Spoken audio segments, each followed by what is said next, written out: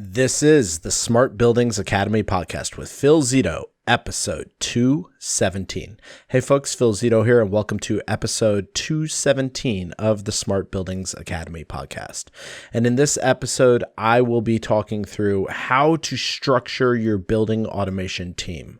So this is going to be another one of our episodes that is focused more on the managers and owners of controls businesses, as well as people who are trying to move into management at a controls business. So all of you technicians out there who message me asking, hey, Phil, how do I move into management? How do I get a leadership role in building automation?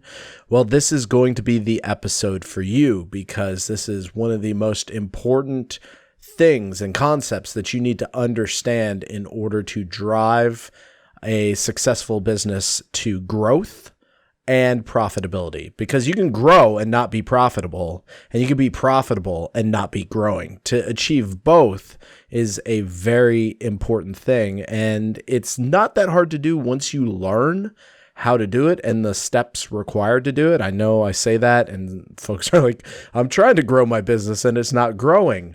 And I will tell you, there are a couple key things that you can do that will really impact that. Before we dive into episode 217, I do want to remind you that for those of you listening today is the last day to take advantage of our construction season closeout discount. So you can save 20% off the MSRP of our courses by going to course.smartbuildingacademies.com. All right. I had to think of, did I want to give you the podcast URL there? Did I want to give you the store URL? Also, Smart Buildings Academy podcasts and today's podcasts are all at podcast.smartbuildingsacademy.com. And in this case, podcast.smartbuildingsacademy.com/217. All right. With that being said, let's dive through how to structure your BAS team. Now, building out your BAS team for growth is one of the key factors for success. There's other key factors for success, like proper training of your team, proper talent management, making sure that you keep people on your team and they don't quit and go to someone else. There's sales strategies, picking the right vertical market to serve, making sure that you have ways to capture increasingly more share of wallet from your customers. But all of that depends on having a properly sized team and having a properly staffed bench of talent in order to flex with work as it comes available. You know, we recently encountered this with the coronavirus issue. There were a lot of people who were heavily invested in the construction market and they didn't have a robust service solution. And because of that, when all of the construction projects started to close down, they had to let people go or put them on furlough. I mean, the more ideal is furlough, so you keep them technically employed with you. But they had to go and reduce their team. And then when the economy started to open back up and all this backlog needed to be executed, they didn't have the team members to execute. Whereas the people who had a service organization were a little bit better positioned to go and have something for their people to do, especially if they were serving essential businesses. Then they could go and flex their people into a different area and then pull them back to execute backlog when the construction world started to open back up. So having people in the right roles at the right time is going to give you that ability to flex with your customers' needs. And it's also going to enable you to address new potential work opportunities, which is really important as you're starting to grow your business. And we're going to look at how to create a team structure for 1 million, 10 million, and 50 million in revenue, kind of the three thresholds that people seem to get stuck at because they require different business structures, they require different processes and different procedures. But in order for you to be able to flex into those revenue targets, you are going to have structure and you're going to have things set up. So the first thing we need to explain are what kind of roles exist. So we're going to look at structuring for construction, and we're going to discuss service in our next episode. So in episode 218, we're also going to be looking at when to separate our teams, and we're going to look at how to position our teams for scale and growth. But we really need to understand, like I said, what roles exist. And on the construction side, we will have an admin. This person is usually like 50% billable to projects and then 50% billable to overhead. They are handling parts orders, billings, et cetera, et cetera. And then we have installers. This is something that is, I don't want to say controversial. That's way too strong of a term. But installers are a role that some people have them, some people don't. And it really depends on how your market is structured. It depends on how your competition goes to market. It depends on the risk that you're assuming based on what type of verticals you serve. It depends on how aggressively you want to grow your revenue. All of those will determine whether you have installers who do electrical install and wiring, or if you sub that out. I'm of the mind personally that I prefer to sub out electrical work. I tend to find that risk associated with electrical work can be high. And because of that, I like to pass that risk on to subcontractors. Now, whenever you pass risk on to subcontractors, you're going to pay for that through margin degradation, if I can speak today. And margin degradation, what that means is because you are paying basically for an installer, but then you're also paying for the profit on top of that, you are going to reduce the effective margin that you can have, the executed margin that you can have in a project and in your revenue stream. Then we have technicians. These are the folks who are usually doing point-to-point checkout, uploading controllers, setting up front ends, configuring graphics, et cetera, et cetera. We have our designers. This role is typically for creating submittals as builds, as well as functional test and point-to-point checkout documentation. Then we have our programmers. These are the folks who are going to create programs that are going to then be rolled out to the field. And then we have our project managers, and these folks are typically responsible for the execution of both the project's operations as well as the project's finances. So from kickoff to closeout, they are involved. On the service side, it's a little simpler. We have admins, we have service technicians, and then we have senior technicians. I mean, that's usually how things are structured because, as we'll see in next week's episode, service work is much more fluid. It's much more variable. It is not as process driven. That's why very early on in a business, it is easier to do construction work and to set up the processes to execute construction work. The problem with construction work is it is capital driven, it's cyclical, and it is harder to build predictable revenue streams that are high enough margin to support growth off of construction alone. But also, problem is the technical aptitude, the processes, and the skill to execute service work is usually higher due to the troubleshooting nature as well as due to the variability of service, the unpredictableness. So you often have to have higher cost employees for service, and you have to have higher skilled employees for service. That's why you typically see folks start in construction and either move down that path towards a programmer or a project manager, or they switch over to service. It really depends on if they want something different every day or if they want the predictability of construction. All right, so first thing we're going to look at is 1 million in revenue. This typically equates to 10 to 20 projects over the course of the year, the typical project size being 50,000 to 100,000. Now, throughout this episode, we're going to use some round numbers. There are going to be some things that are geography specific, whether you're in a metro or if you're in the suburbs or if you're in rural. Project size obviously will flex, amount of projects will flex, margin will flex, costs will flex.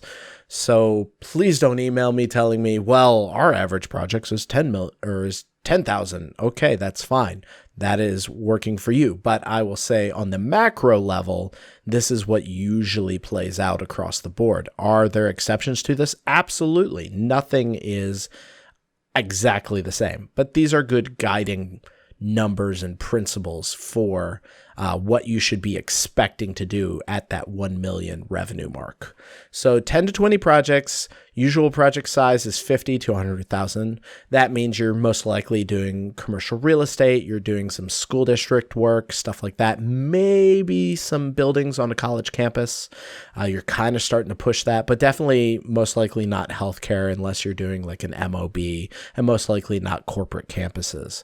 This is usually plan and spec work. Its margin is anywhere between 12 to 15%.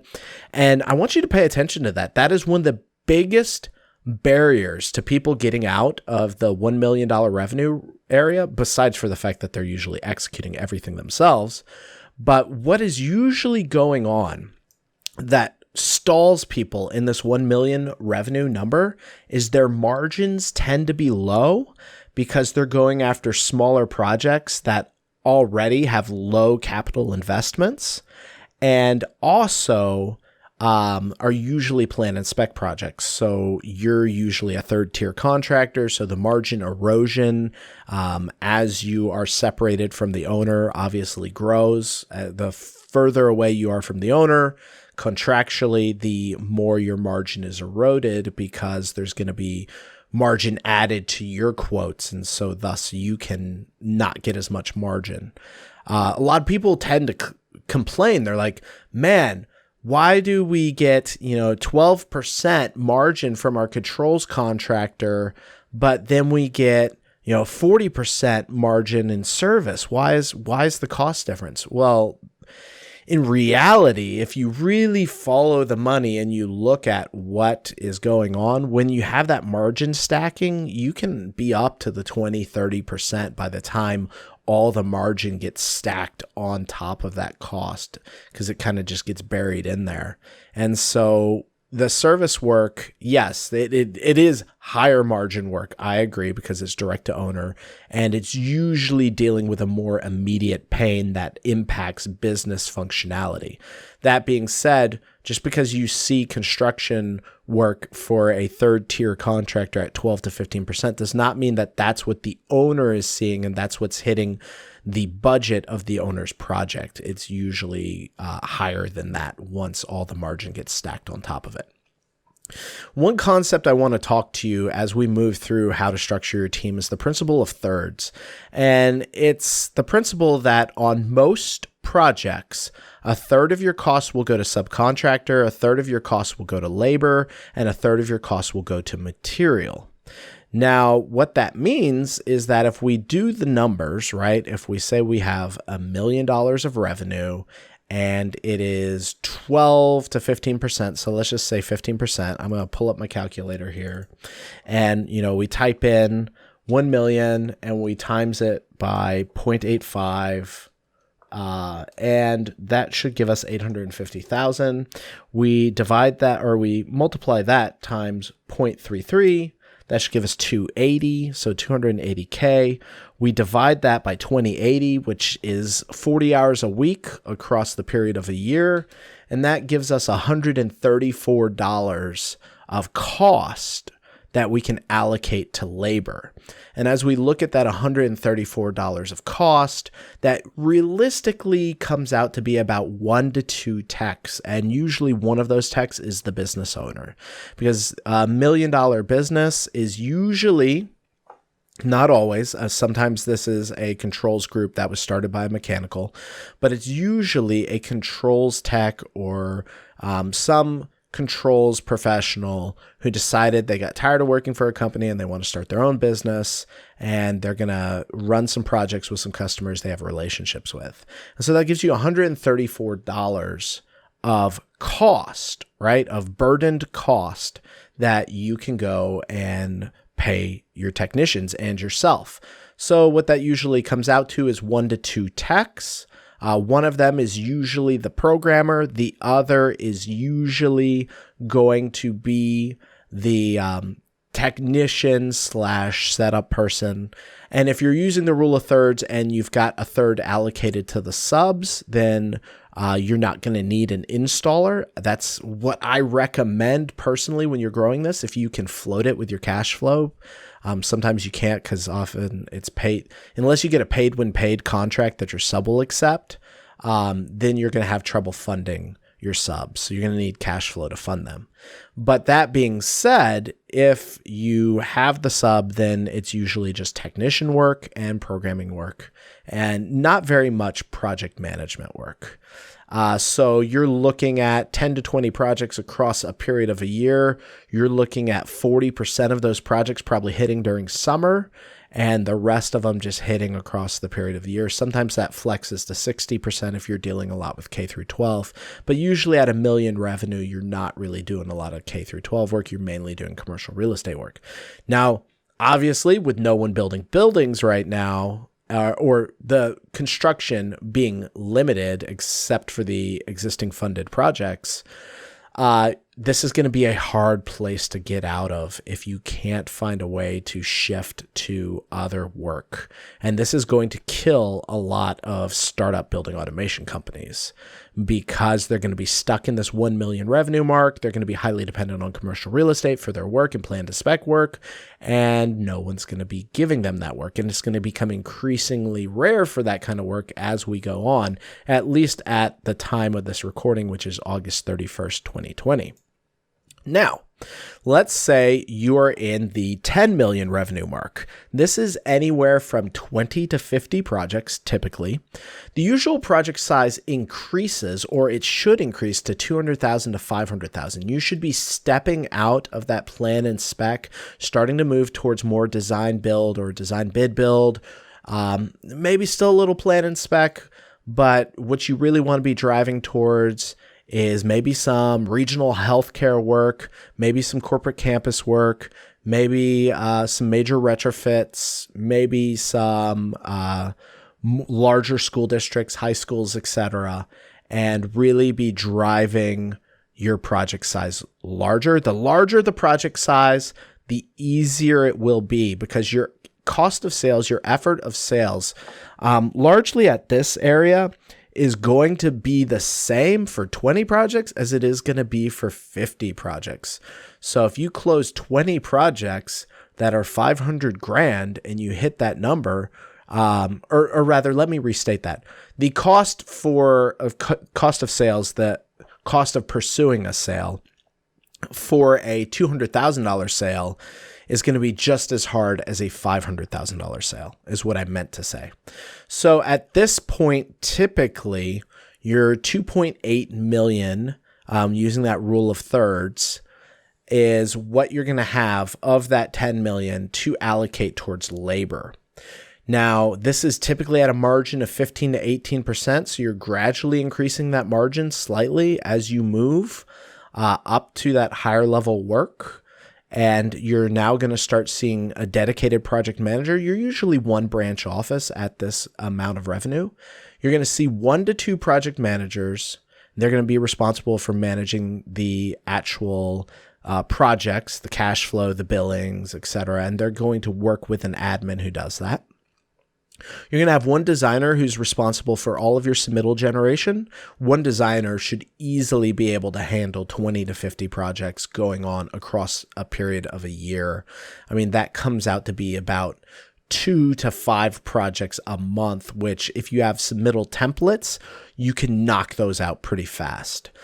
You can also go and sub out some of that designer work if necessary, but I don't recommend it. I really recommend building up a template library, which, by the way, you should have been doing at the 1 million mark. One of the barriers to growth at the million mark is people not building up program templates, graphics templates, submittal templates, not starting to establish relationships with their customers and being like, hey, if we're going to repeatedly do work for you, let's create some templates so that we all can be more efficient. And that's something you really should be considering. Also, at this point, you'll most likely have 4 technicians. I'm still assuming that you're subbing out your install. Obviously, if you're not subbing out your install, that changes the numbers quite a bit.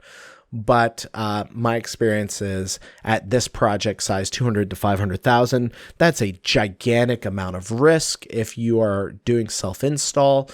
And I would highly recommend just using technicians and subbing out install, and then getting your panels done by a distributor that builds panels. That would make life a lot easier. All right, moving right along into the $50 million mark. This is where you most likely have multiple branch offices. This is typically 50 to 200 projects. Average project size is $250,000 to $1 million. Average margin is 15 to 22%. You're starting to get into more of that owner direct work. You're starting to be able to influence owner design. You're starting to get more collaborative.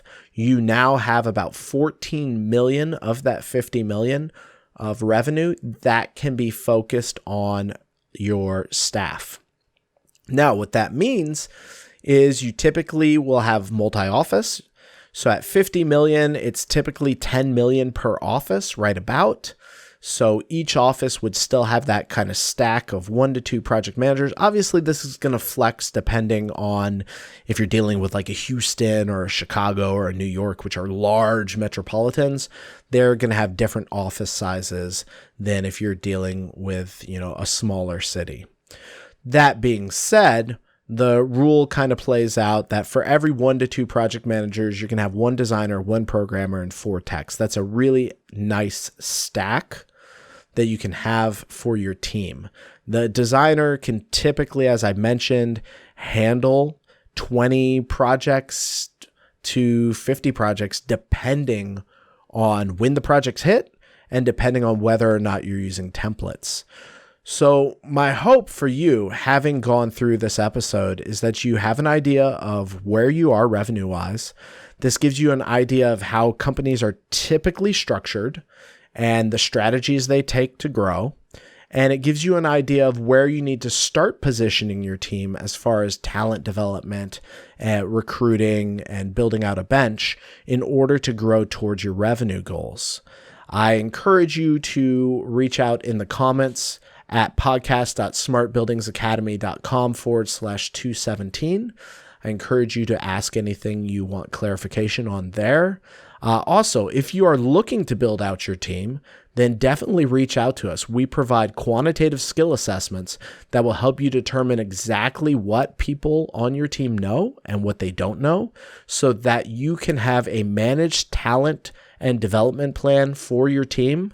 And we provide turnkey training solutions that enable you to close the gaps identified by that assessment. And then we validate the training with a post-assessment that ensures that knowledge was retained and that there was impact to the profitability of your business. So I encourage you to reach out to us at smartbuildingsacademy.com to learn more.